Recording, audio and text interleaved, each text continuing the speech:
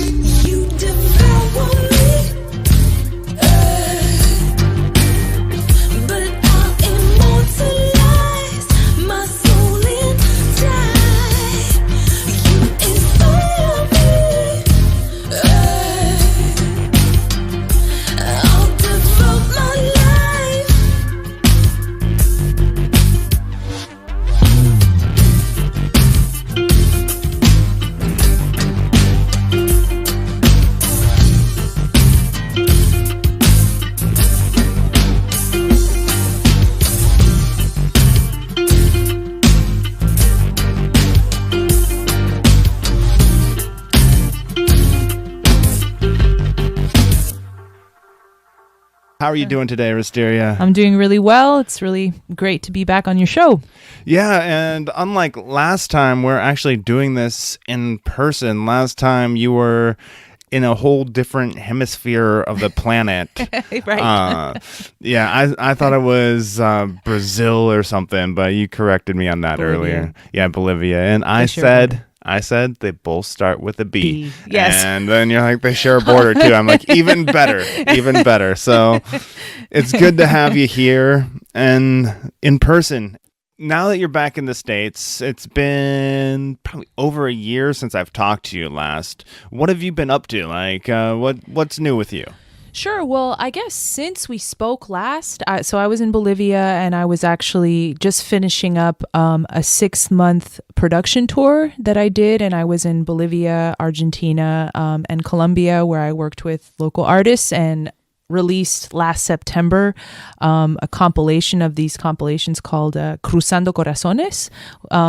So I didn't even talk to you about that, I think. Yeah, but it's basically, really, really awesome artists. So that was the last, the prior, right now I have a whole other bunch of material, but that was kind of the first project that I finished before, after we had spoken.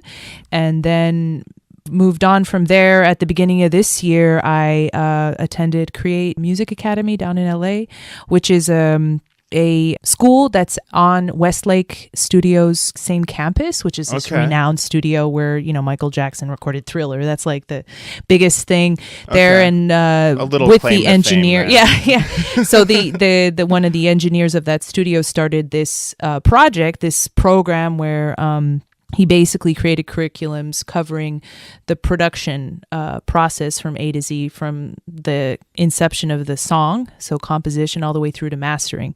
So you get it over the course of 5 weeks, and it really, I've self-taught, I've producer, engineer, and so it filled in a lot of holes. And so with that, I've now actually been revisiting my catalog, which was in process before I took the course, and just kind of hammering in the things that I learned and releasing one song every 2 weeks. Well, it's only been that way for this summer, but so very cool, very cool. Building a little bit of hype with it going out. Are you going to release a whole album or just release, Honestly, on doing singles? I'm not sure. I feel like the whole point is right now is that I just need to keep consistent and keep it's like kind of like a practice, but it's part of the process of production. It's like I just want to tackle as many styles as I can, work with different artists, and just like make good music and do it consistently. Whether or not I'm going to make it into an album, all that, I'm just focusing on what's in my control, which is the production of it. So okay, very cool, very cool. So when I'm taking it back a couple steps in the conversation, because you ran ahead on us. You like took off a sprint. You're like, I just want to get to the end of the show, so he can leave my studio in this undisclosed location, way up in the hills somewhere where nobody will ever find. All right, but I want to go back to when you were in South America, playing with all these other bands, local bands from all these different countries. Like, I know you said you picked up a lot of things when you went to the boot camp at the Create Music Academy, but you had to pick up some things from the local musicians. For sure. What are some of the things that you kind of took from them and maybe applied to your music? Well, so I basically was given kind of the first opportunity to be a producer rather than an artist. Okay. So, whereas I'm an artist producer, so I've started with my own material and like integrated other people into it. So producing them in the wild too, and composing from a different perspective. When you work with somebody, it's a different process, etc.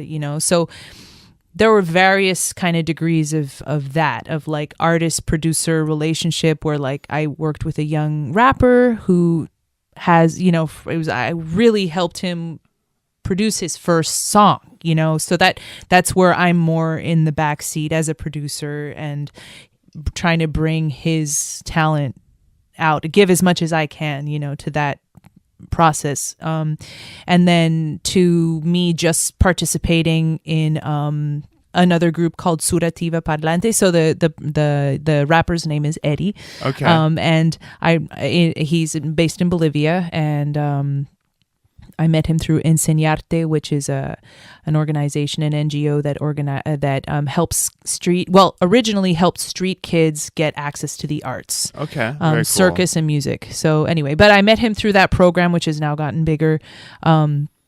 I was volunteering there, and so I worked with him. So that's really an example of like putting on the producer hat to just being more of a artist and executive producer, which is where you're paying for things, and just trying to capture like the art of what already is there with another group called Surativa Parlante. They're like an Afrobeat Colombian band based in Bogota, and 9-piece. It was an awesome experience. I just got in contact. I heard their music and I was like, wow, I really want to collaborate with them. And all I did was like lay down a verse and did some vocals. That's it. But I helped them to record something, and I mixed it for them and I released it, Okay. So there was various levels of collaboration. Of course, I learned a ton from that. The biggest difference, the boot camp I was talking about, is very technical, like I'm just talking about my actual, like, how to say, my technical capacity to make stuff sound professional. Well, stuff that makes money, because I'm recognizing that I need to get, everything needs to be at a certain level of production from a sonic standpoint. So did you learn like mixing and mastering and stuff like that? Exactly. Down there?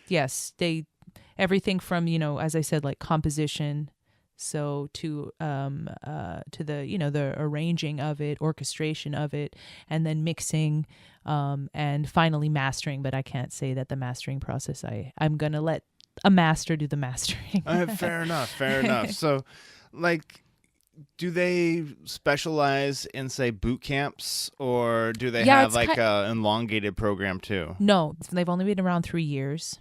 And so they're addressing a need, I guess, that, you have all these producers out there who are self-taught that have a good basis and in different areas of what it takes to produce a song, but maybe have a bunch of holes, and so he covers Doug Fensky. He's the director of the school, and he's also the teacher. He like addresses like a lot of lacunes that you might have, So all the what that you might have? Lacunes. What is that? I'm sorry. I guess, am I making a word that exists in another language into English? No, I don't think so. I think that exists. You could be, or maybe I just don't know English, or I don't know. Sorry. No. Like, holes, or empty things, like. Okay, like he fills in the gaps type, right, and like helps. Yeah, there you. Yeah. Okay, yeah, very, very cool. I was like lacunes. Is that like sorry, music? Lacune. It might be a French word that I made into English. Sorry. It could be. Okay, well,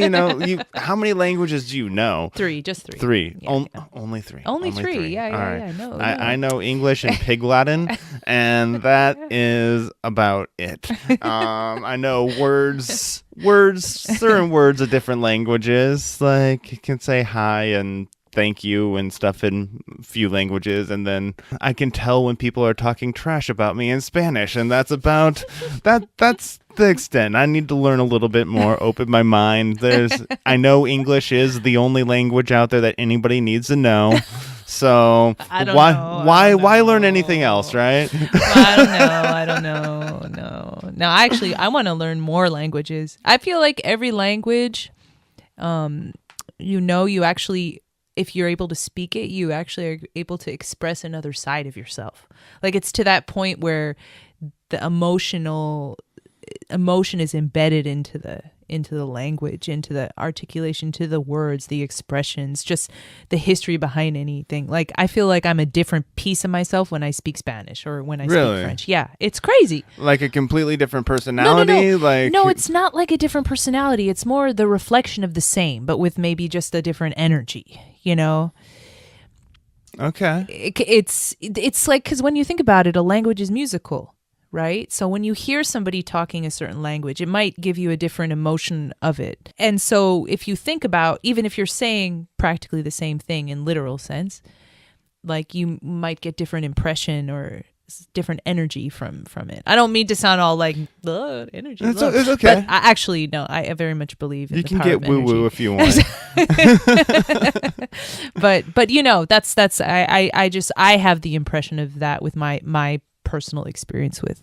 I can definitely see that with some languages, because even when I do, like, say, an accent of somebody in that language, it changes. Like, if you're doing like an Italian accent or like a Mexican accent, something, it does bring a different a different feeling to it. Yeah, And you should know. Actually, you might get that same feeling if you're doing like your voice. kind of, yeah. If you think type about things. it, yeah, that can happen. Plus, also, like, my brother, he actually knows Russian. Oh, okay. Cool. And like he said, there's some words in Russian that there is absolutely no translation to in English, and just the insults that the Russians have that would, have no competition from that Americans don't have any answer to. So Okay. I don't know. He couldn't explain them to me. So Okay, it's like so a it's a secret little- society. Right. Like I don't know if it's him and Putin hanging out. No, he was there before Putin. Listen, I think so. I don't know my timelines. I should go back to school, really. But yeah, you do get a different feeling with different voices, and you kind of position yourself a little bit different too as you're doing accents or doing voices. Like, Right. Yeah. if you watch somebody talk, like how they move their mouth and position their lips, that will help you get a good idea of how to do their voice. Huh. Interesting. So I've never. I'm gonna start analyzing that. Okay, yeah. Like, there's this person that I like. See if I can do it with you. No, sorry. I have worked with, and like, I was trying to figure out why he talks so weird. But I'm not going to say any names here or what job this was on, but some people, if they listen to this, they'll know who I'm talking about. But he didn't open his mouth all the way when he talked. Like, he just kind of kept his teeth, like, kind of just a millimeter apart and talked with his lips.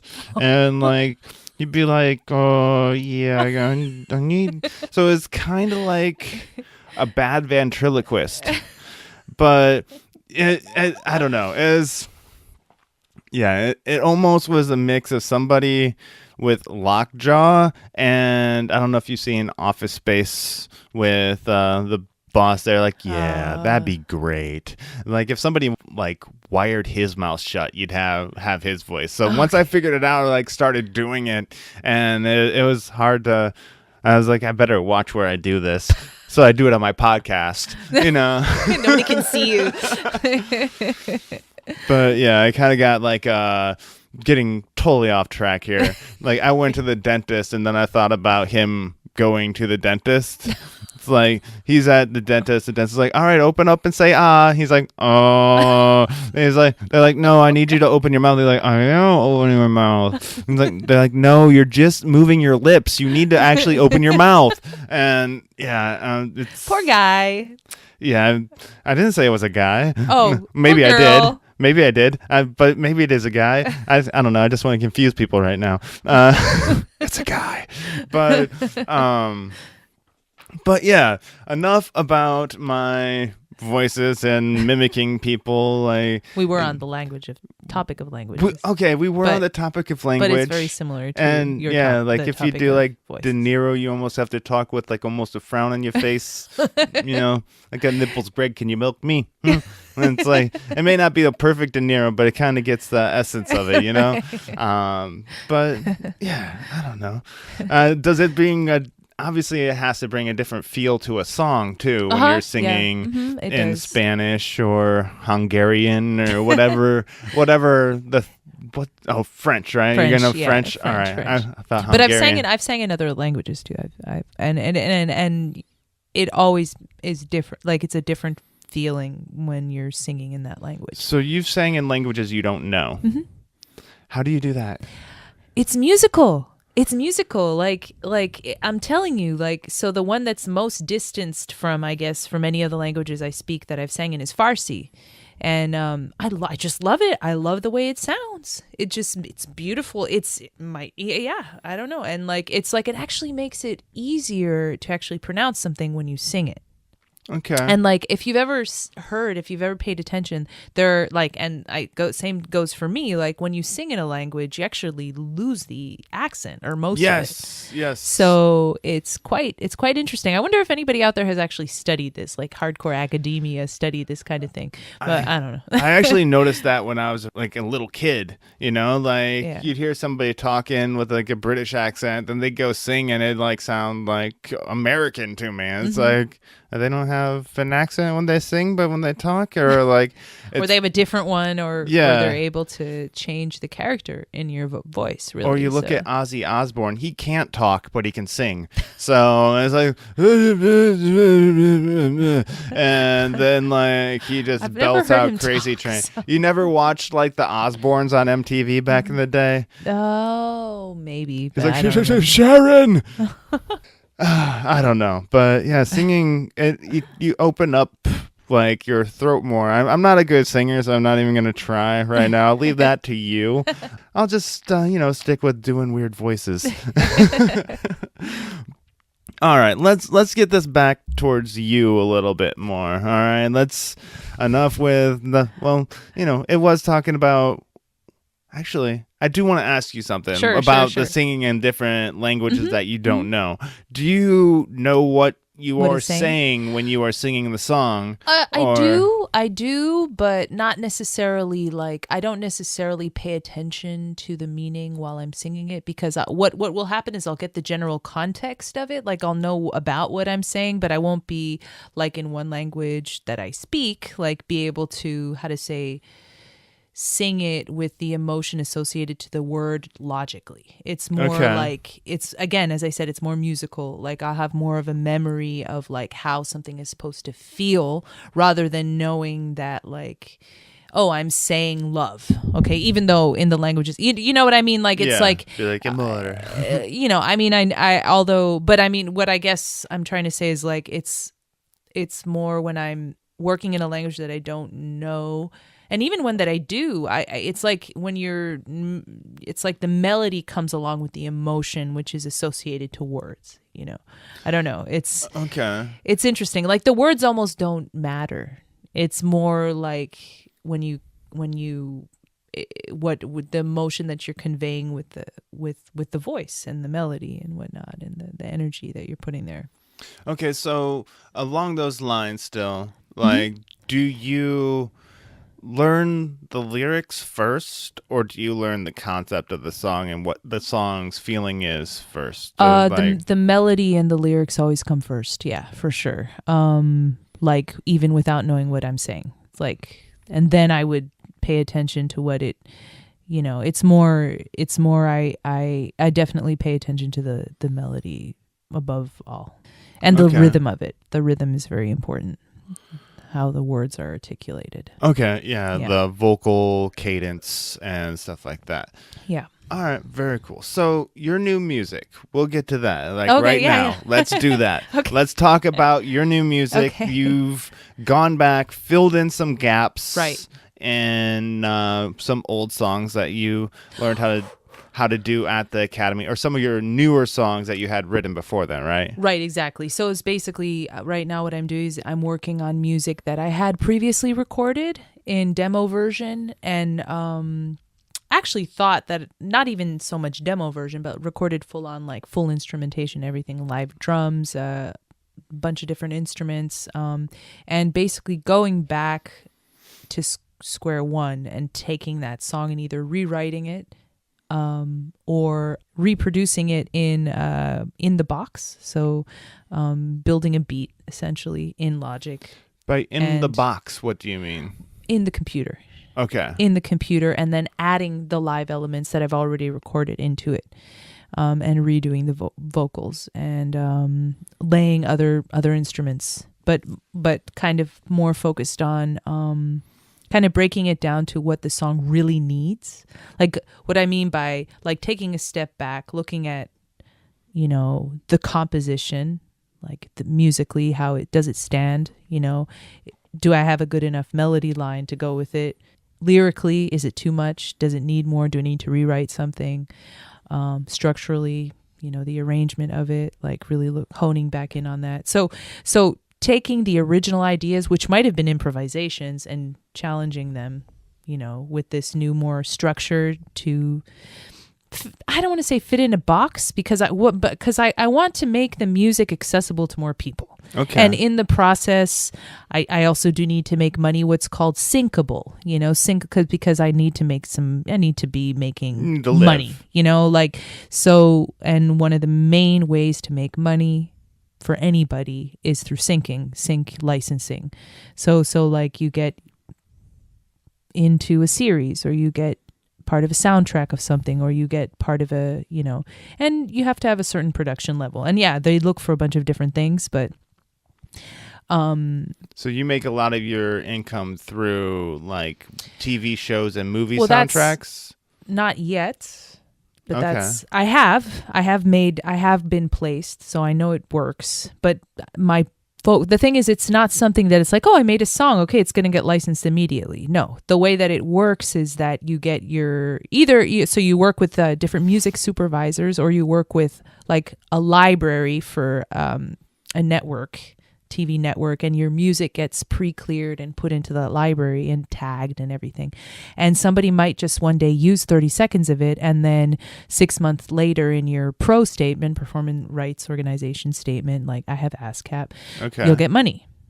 And it's already, so building that catalog, that's my focus right now. So I'm releasing new music regularly, building a new catalog of music, and hopefully making good music in the while, like just having polished my skills. And also, I have my music now in these libraries, and so it's I think the focus really at this point to make things happen is to just continue to be productive, pretty much. Say you're a musician out there right now, and you're like, dude, that's a great idea. I should get my music in the movies and in TV. Right. What do you have to do in order to get it cleared and processed in order to be used? So I worked with an agency that helped me to basically get my music approved by different music supervisors on different networks and for different TV programs, to then put it into this library, right? And so that's the thing. You either have to just do the work yourself and develop a relationship with the music supervisors, because there are lots of music supervisors. There are lots of lists out there, but you imagine they get bombarded a lot. So it's good to work with an agency. If you as an artist don't have the time to get your music cleared, or to develop these relationships, it's beneficial to work with somebody to help you to do that.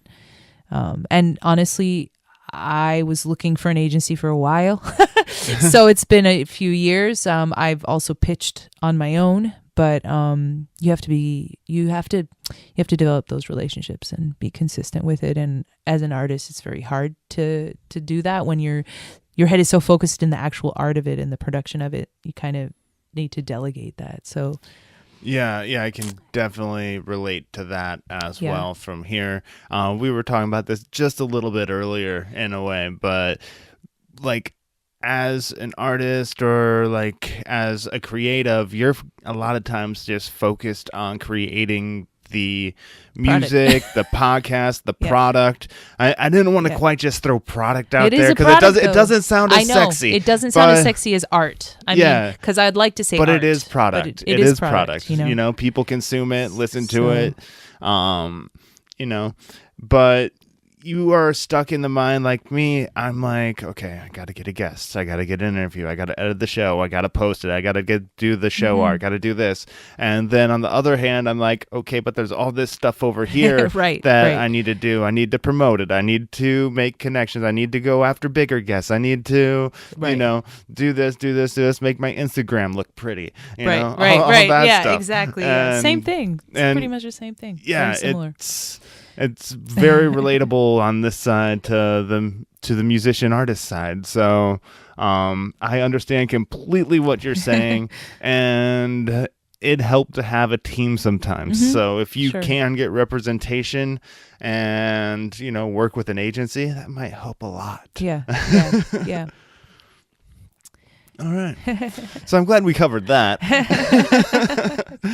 So what can people expect with the new music that you have out? A bunch of different styles, like also a certain production level in terms of like it's going to sound more commercial. But what I mean by that is everything's pretty tight to the tempo. There are more synth sounds in it. The way that it's mixed in terms of, filling the whole frequency spectrum, having a nice heavy lower end as well as, and the vocals out in front. So like kind of different to the way I would produce before, which is a lot more organic, a lot more live instrumentation. I'm not saying that I'm completely departing from that, not at all. But taking all the tools at my hands and making just some really nice productions to but I mean, honestly, pretty much a continuation of what I've always been doing, which is just switching up the styles, experimenting, mixing styles, multiple languages, and also working with more artists, besides me, like just collaborating a lot and putting things out under different names, different artist names. Okay. I noticed a look on your face, like when you said more commercial. More commercial. I was like, I don't want to say that commercial word. Is kind of a dirty word. I know it is a dirty word. It is, but at the same time, you got to make the compromise a little bit in a way. Yeah, you do. But you have to recognize, especially if you want to do this like as your everything, you have some sort of level of you do recognize it as a product. And yes, no matter what, I will always be producing for art. Like that is what drives me. I'm an artist. Like that is why I do what I do, is because for the love of it, it's not that I'm trying to make money. It's just a necessity. And also that I have, other plans and whatnot that require funding in this structure, this system, Yeah. So it's more coming to that realization, and also quitting my day job, for one thing, which is a big deal. And it just makes it's just like, okay, now focus mode, prioritize. Okay, yeah, and another thing that I had a question of, like you said that your music now is, the vocals are more out forward. Now, in the past, like I know like bands like Tool kind of view the voice as kind of an instrument in the band, no greater than the guitar, no greater than the drums. Is that kind of what you were doing before? Good question. I have to say, because there are a few different things I guess at play. One is that when you're the actual singer, okay, you hear your voice differently, for one thing. And then when you're involved in, the process from A to Z, it's like, okay, let me just push it back there. I hear enough of myself, and it's like, let me just make it more part of the whole. I kind of have prioritized the rest of the music over my essence, in a sense, because the rest is kind of what has been more of a challenge to develop, in a sense. There's one thing that comes naturally, and then the rest that I've developed over time, the ability to create it, so I've always kind of prioritized something that's harder over more evident. So I think that, I know that's a very kind of philosophical way of explaining it, but that's, I think there's that at play. And then also just lack of experience, because actually the voice is the most important thing. You should be putting it up, for me anyway. Yeah. Like it's true that's, the song itself, if it's a song, should be able to stand with the voice alone, should be able to stand a cappella if we're talking about like a typical song thing. So keeping that in mind, and that just refocusing. But also I think when you're mixing something that's more live instrumentation, the vocal becomes more an addition. I feel like it's like I guess you have the space to do that, whereas if it's like more quote unquote in the box, which is using more virtual instruments, even though a lot of those virtual instruments are real instruments because they've been sampled from real instruments, right? But there's a different, it's hard to explain. It's it's like they fill the space more somehow. They fill the frequency spectrum more, the volume, The organic instruments, you mean? less. Whereas the more virtual ones it's like everything's louder, everything's more compressed. So it's like you're dealing with sonic differences. Like, I don't know if I'm saying the right technical terms, but it's compression and frequency spectrum difference between those elements, like between live versus like more of a sample based instrumentation. That's also pretty much quantized, and not to say that when you record something live that the drummer doesn't play to a metronome. Almost always that's the case, but it's not like almost perfectly to the, like if you try to, like right now, what I'm doing is I'm taking drum tracks that I've recorded and mixing them into sample based beat, that's okay, and looping them. So it's the same all the time, or no? No. Like for example, taking hi-hat pattern away, like taking a hi-hat pattern that was recorded and keeping that hi-hat pattern and then integrating the hi-hat into there. But you still have to line up the whole drum kit with, even if you just want to extract that, you still need to line it up. And so there's a lot of editing to be done there. Definitely. And in that editing, you notice how much live moves like around the actual tempo. Even if the drummer's awesome and he was spot on, there's a lot of movement around a beat. Like if you were to just build a beat, So there's a lot of different differences between live instruments and virtual instruments. And it makes sense too because like the drummer playing has a couple factors as well, along with other guitars or whatever. One, there's the energy from the show. If it's a crazy show, they're going to get more energy and maybe play faster. I have friends who are drummers that when they play like out in front, they like want to play like 3 times as fast as a song is supposed to go. And they're just like, it's all crazy about it. Yes, I'm talking about you, Doug.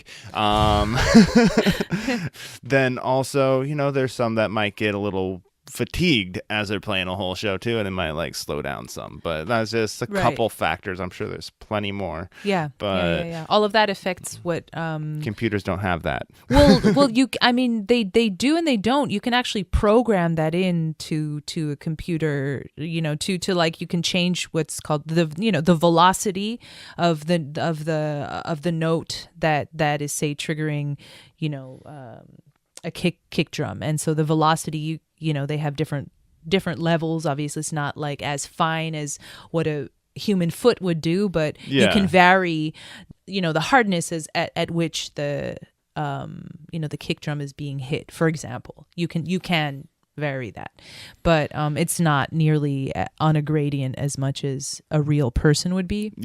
I thought you were gonna say that you could put in like simulate the fatigue factor. I was just thinking like, does like you can. Well, yeah, I'm sure you can, but I was just trying to think of all the hits less strong.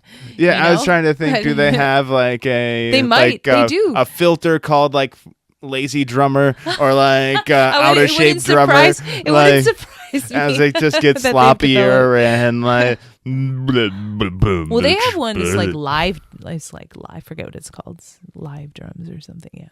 Yeah. All right. Yeah. That was just one of the things that popped into my head there and that. So, but I think like right now would be a good time to get some advice for some people who are maybe looking to get started out and want to take that first step to becoming a professional musician. Right. Like, what would be something that either you wish you knew when you were starting out, or like what advice have you heard along the way or have to share? So well, first of all, my question is, you have to decide what you want to do, where your focus is. Because me, like I see through my experiences, actually, I've kind of developed into, taking on the role of a producer. It's very different to be a producer than to be a studio musician. Now, all the while being a producer, you need to have musicianship skills. It's part of your skill set. It's not your specialization. So I think it really depends on what your focus is. So are you a singer? Are you a writer? Are you more of a engineer type. And I guess ask yourself that question, like, what is, or do you like everything? So then producer is probably a good, like, are you good at the oversight and also detail oriented? Yeah. Right. So like, first ask yourself that question, like, what is it that draws me the most in music? You know, for me, it's always been the bringing a song to life. So that's why producer, like, and developing into that is from singer, songwriter to this now, Okay.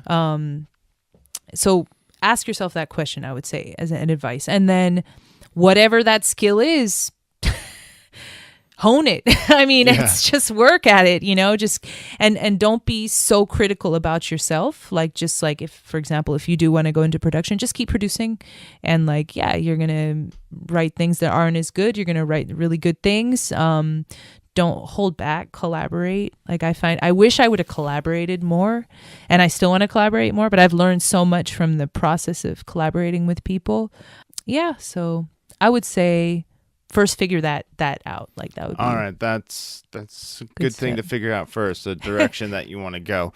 I know it's kind of a duh thing. Sorry. What else? Can I say anything else? Like, but I feel like it's good. You gotta figure out. That's really, got to figure out where you want to go. And then I think once you figure that out, collaborate with people, because the more people you work with, it expands like the amount of people that you can work with, right? Because you get access to people they know, and they get access to people and it's kind of, you're only, your worth is your net worth, or your network is your net worth, or something like that. Nowadays, I don't know. Yeah, definitely. Actually, at all points in time, probably. Yeah. Your community, the community around you. Yeah. Even old Jebediah farming on the Amish plain, as long as he knew enough people to pull in the crops.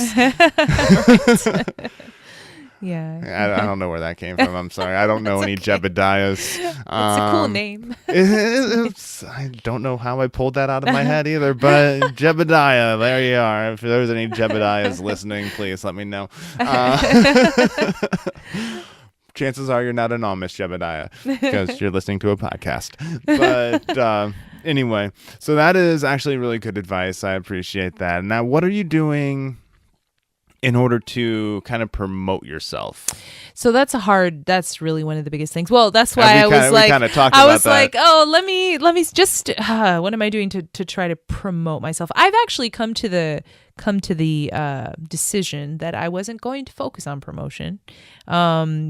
Besides the basic things of just like releasing something, telling the people I know that it's released, but not shoving it down their throats, sending out mailing list, doing a little bit of like Facebook ads here and there, whether or not it's worth anything, I'm not sure. Sending things out to already the pre-existing like relationships that I have for, radio and podcasts, but mostly focusing on the production and just releasing good material consistently. I feel like, as I said, that's under my control. It's up to me to make that happen. I have the tools at my hands to make that happen. And kind of the bigger goal, which is building this catalog that is licensable, that, in 2 years down the line, I may be getting some really big royalty checks in my, and that's something that doesn't go away. For a placement that I got 10 years ago for a few seconds, I'm still getting royalty checks. Like, it's ridiculous. Like, it's amazing how really that is a more sustainable way of making money, but you have to so that's really what I'm focusing on right now. Promotion, I feel like it sucks my soul,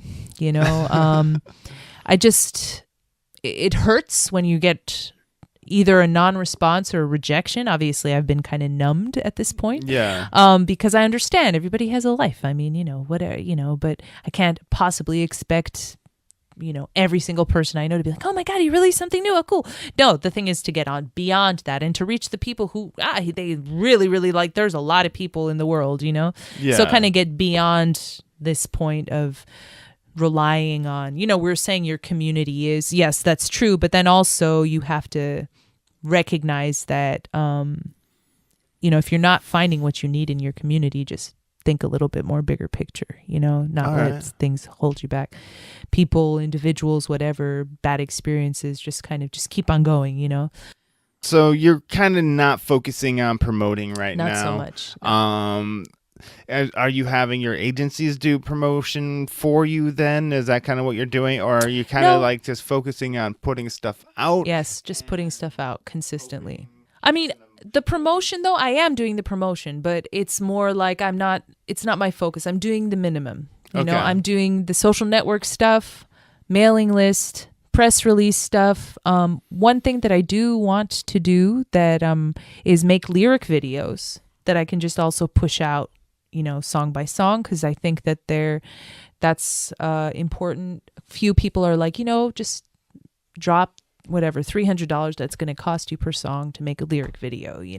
I just haven't. So if anybody's listening to this who likes to make lyric videos, I have a bunch of songs for you, and I will pay you. I think that's going to be a really good promotional tool that I don't have yet. So. Okay. Because making full-on music videos is very expensive. I mean, even time-wise, like even if you find somebody to do it for free, you want to put something good out there, so it's going to take a while to make it happen. It's just, it's not something that can be done. It can be, I guess, but it usually costs money if you want it to be done overnight. Pretty much. All right. Very cool.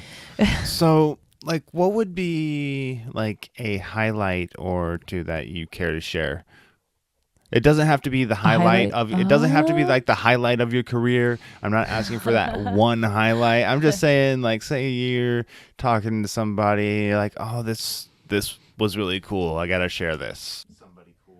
Let's see. There's just so many highlights. That's the thing. Like it's full of surprises and whatnot. But to pick one thing, well, so randomly this summer. I was in Europe at home because I grew up in France, and my mom was there, and I spent the summer there, and I basically after did the program, I went to Europe, and I basically spent 3 months producing music in my room, and I met one of my brother's friends who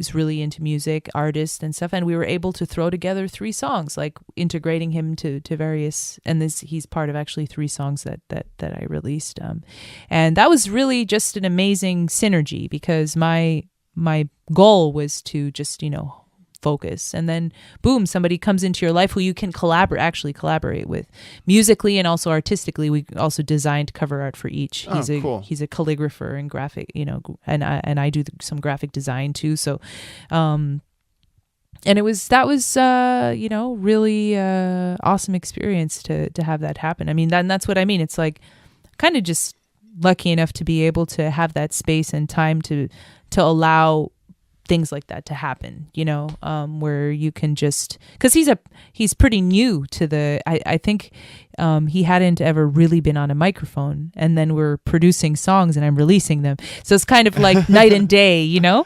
So it's awesome. So All right, very cool. That's the highlight of the summer right there. That's the highlight of the summer. Yeah. All right, so I got a couple more questions for Sure. you here. When somebody comes, sees you perform, or hears your music, what is a feeling that you want them to take away? I guess I want them to feel, first of all. I guess it depends what kind of song I want them to feel. Okay. All my songs are quite different, so brings about different emotions. But I think feeling is positive. I don't want it to numb them, for one thing. That's no good. numbing. But it could be love. It could be maybe melancholy. It could be inspiration. It could be happiness. What I would like to be able to convey emotion, profound emotion that you can take for yourself. All right, very cool. So what do you do in order to help make sure they feel emotion in the song? Like what is there anything that you on your end can do, or is really when you're singing it feel it as much as you can, and then just produce it so that when people listen to something, because so many people are so used to hearing a certain level of production on the radio, and I'm not talking about everybody who is out there who might be listening to this who is very anti-commercial radio. I understand that too, but like when you look at the masses of humans, a lot of people are just, their ears are so tuned to hearing voices tuned, hearing, synth-based sounds. So that's another, I feel like with the next kind of process step that I'm in right now, I think that hopefully, I'm able to convey more emotion by bringing up the production, rather than remove it, which is what tends to happen, I think, a lot. Like when something's really organic, it tends to have more of a feeling to it. Like if you listen to more older stuff, the classic stuff wasn't tuned, things weren't compressed and volume jacked up. So we're dealing with a different world of music right now. So if I can bring something, into this world of more, kind of more commercialized, but yet emotional. I don't know. Try. Those two do sound like an oxymoron to most people. Yes, but that's I guess the point is the point I'm trying to make is that. That's where the art comes into it. Yeah. You should be able to do it. Yeah, and also like I'm kind of picking up a theme where you kind of have to, like, at least in some situations, divide it into two things. One, put out the commercial stuff that will get you some income coming in, do some for them, and then do some stuff for you. Definitely. I think that's very important. And I'm so for all this, so these songs that I'm rewriting, I'm also planning on releasing at least another version that's closer to the original. Okay. To satisfy exactly what you just said, because it's like almost like I need that original one had something in it that got lost. I need to, it got polished away. I know exactly. I need to release this. And actually I tried to do that with a song that I did release called Reach. I released it in two versions. It's called Reach for Commerce and Reach for Art. So they're yeah. I listened to one of those today. I don't remember which one it was. I didn't pay attention to the subtitle at the end. If I would have known there was a sequel. But I do remember listening to Reach. It was a pretty cool song. I dug it. Awesome. And all right, I have one final question for you. Before I get there, where can people find you online? So my indie label, where you're going to find not only me, but everybody I would work with, is called Razteria Records. And Razteria, Asteria records.com. There's a Facebook page. Otherwise, my artist name is Razteria, Razteria. And I'm also now releasing things under different names to represent the stylistic kind of departure. So I Renay, Renay, for the more polished commercial stuff. And then most recently with this guy, his name is Richard, that we developed kind of a rap duet called Rat Trap. That's just our RATRAP. That's his initials followed by my initials. So okay, all right. That's where Rat Trap comes from. Yes, not because somebody stole your cheese or something. There are a lot of rat traps out there, though. I did look at it, but anyway, so we actually also just so to kind of demarcate, because a lot of people might vibe with the Razteria stuff but not really with the Renee stuff or the Rat Trap stuff, and vice versa. And so it's an attempt to again brand things, so that it's more representative of what people are going to listen to, So when people listen, they know what they're getting into. Exactly. Too. So they're like, okay, this is a Razteria track. Right. It's going to be more on the artsy, organic, maybe more Latin-ish, worldy. This is the Renee. This is And like this is more like commercial. Renee. Right, exactly. Like, this oh my is God, Rat I'm Traps. you're This is gonna a little love bit this. maybe shocking or whatever, Yeah. Sorry for the Valley No, Girl. that's good. That's good. Just throwing a little East Coast in there too. You got Christopher Walken, so I'm like, yeah, like, oh my God, you're gonna love this. But yeah, so I really do appreciate you coming on the show today. I've my had pleasure. a great time catching up with you, talking to you Likewise. in person this time, not Yes. on separate hemispheres of the world. Yes. Real quick Continents. question though, completely nothing to do with this. Okay. When you're in the southern hemisphere, does the toilet water go the other direction? I have no idea. You didn't pay attention? I didn't. That's the whole purpose of going to the southern hemisphere, to see which direction the toilet water flows. Oh gosh. I'll try to remember to look at it next time I'm there. Send me a YouTube. I'll send a little picture. A little video. Little video. And then you don't need to be flushing anything down when you Okay. send the video, all right? I'm not into that type of thing. Okay. Then I'll go flush my toilet and check and then compare. Okay. All right. Okay, no problem. I can do that. But yeah, no, you don't. I don't need a demonstration of other things. Okay, But- good. Yeah, all right. it probably won't look too good, especially if you're in the other. Yeah, You might- yeah, never mind. yeah. So Forget it. just direction. That's all I'm interested Direction, in. okay. All right. So, all right. I've had a blast talking to you, but it is that time. It is that time for the final question of the show, the title question of the show. Razteria, how do you live uncontained? So, well, that's a hard one. I remember, I think I might have hesitated the last time I answered it. Did I? You may have. I may have edited the hesitation out at least some. Yeah, So I think it was like a 3-minute But I guess hesitation. what keeps me going is the fact that, I mean, I'm still here. I'm on this earth. I'm breathing. I'm walking. I'm singing. I'm hearing things. I need to keep going. Like, Yes. I just have to keep going. And I feel blessed that I'm actually able to do this. I mean, even if maybe this song isn't so popular with somebody, it's still a song. It's this piece of art that represents more than me. It's beyond me. Each song for me is something beyond me. It's like I was given a gift to convey it, Okay. but it's beyond me, so, and now it's out there. So that's really motivational. Both of those things, like sheer mortality, just being human and still being here.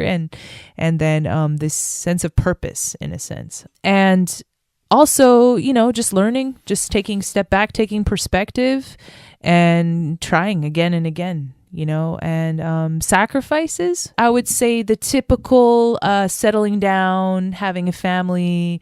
I don't see when that's going to happen, honestly. Like I feel like my music are my babies, and that hurts, and it's beautiful at the same time because I'm like, what am I? But that's the thing. You can't have regrets. You need to choose, because we can only really do one thing at a time, right? Unless, of course, you can think in some alternate universe, I'm making the other choice, right? So my other me is following that. So think, in that way, then just owning what I'm doing. So.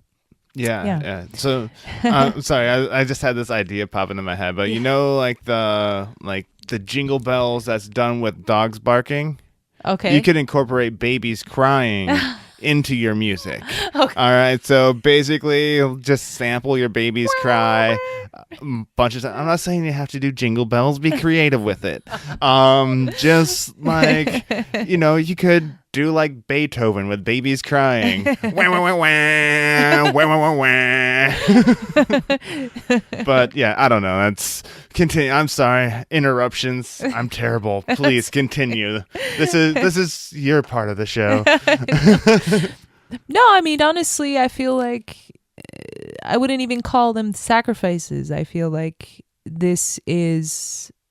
I have been empowered to choose, you know what I mean? And Yeah.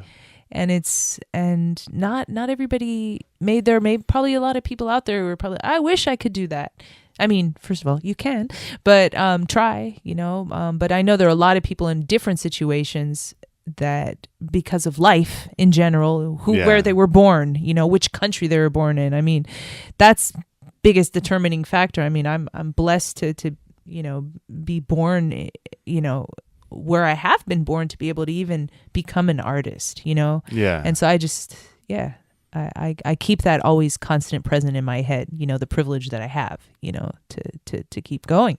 So that's another thing that's motivating. And again, sacrifices. Yeah. Just the love of my life. Where are you? No, I'm so fucking dramatic. Excuse my language. Oh, That's okay. You can, oh my God. You can fucking swear. Oops. It's all good. So no, I just, maybe, just to say, just keep going, and just, if you're still here, I mean, there's a reason why you're still here, right? So that's what I feel. And keep smiling. It helps. It helps right. Even if you're feeling like shit. Just smile, and actually you don't even have to look at yourself in the mirror, because sometimes that's annoying, like to see yourself, just smile to the tree or something, go look up at the sky, breathe in some fresh air, and yeah. That's the best advice I've ever heard the Joker give. Okay. If you gotta go with a smile. Right. Yeah. All right.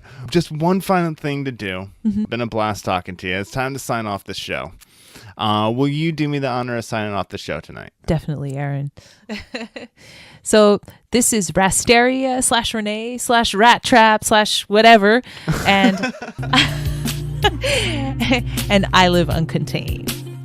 And that does it for another episode of Uncontained. Thank you for listening, and thank you to Razteria for coming back on Uncontained. It was really great getting to meet her in person this time, instead of her being on a completely different hemisphere of this world that we're on. So I like doing the interviews in person as much as possible. And also, remember, as I mentioned at the top of the show, I am doing Instagram Live interviews now with as many guests as I can, so I will have those available for you to watch whenever possible. Listen in and send me a question to ask. Maybe we'll make the show. Thank you for listening, and until next time, live uncontained.